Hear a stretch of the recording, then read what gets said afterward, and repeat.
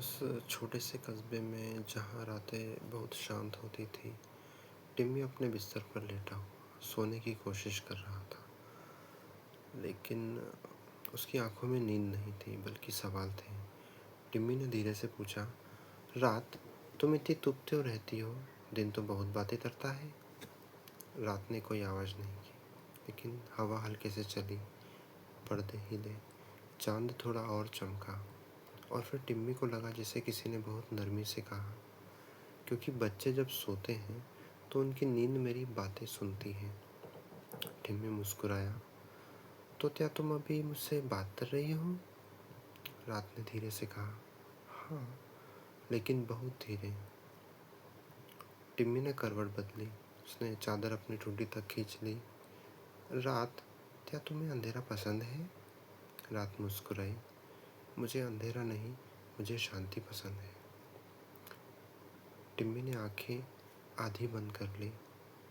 दिन बहुत तेज होता है, सब भागते हैं, मुझे थकान हो जाती है।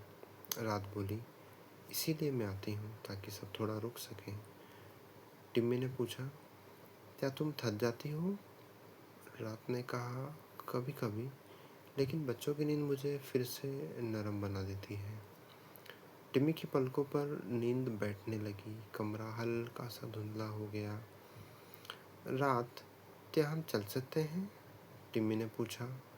चल सकते हैं, लेकिन बहुत धीरे। और फिर टिम्मी खुद को एक खुले मैदान में खड़ा पाता है। आसमान बैंगनी था, हवा नरम थी, ज़मीन गर्म नहीं थी, ठंडी भी नहीं। रात उसके पास खड़ी थी। टिम्मी ने रात का हाथ पकड़ा, हाथ बहुत नरम था, जैसे रुई। तुम तेज क्यों नहीं चलती? टिम्मी ने पूछा। रात बोली, क्योंकि अगर मैं तेज चली तो सपने पीछे रह जाएंगे। टिम्मी हंसा, सपने भी चलते हैं? हाँ, वे बच्चों के पीछे पीछे चलते हैं। टिम्मी ने चारों ओर देखा। घास हल्के से हिल रही थी, हवा लोरी जैसी लग रही थी। यहाँ कोई डर क्यों नहीं है? रात बोली, क्योंकि डर सो चुका है। वे एक जंगल में पहुँचे, पेड़ झुके हुए थे। टिम्मी ने पूछा, ये पेड़ झुक क्यों रहे हैं? रात ने कहा, ताकि बच्चे सुरक्षित महसूस करें। पत्तियाँ हिल रही थी। ये क्या कर रही है? लोरी गा रही है? टिम्मी ने पूछा। मुझे भी नींद आ रही है। रात मुस्कुराई, यही तो मैं चाहती थी। ऊपर तारे चमक रहे थे।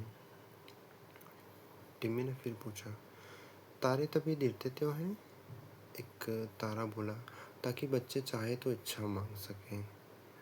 टिम्मी ने धीरे से कहा, मुझे बस अच्छी नींद चाहिए। तारे और धीरे चमकने लगे। मिल जाएगी।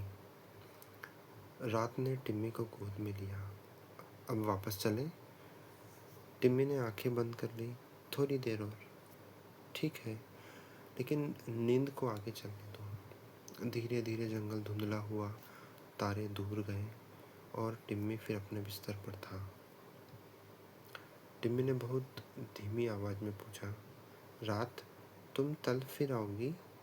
रात ने फुसफुसाकर कहा, जब भी तुम्हें आराम चाहिए मैं वहीं मिलूँगी। टिम्मी की सांसें गहरी हो गई, हाथ ढीले हो गए और वह गहरी मीठी नींद में खो गया।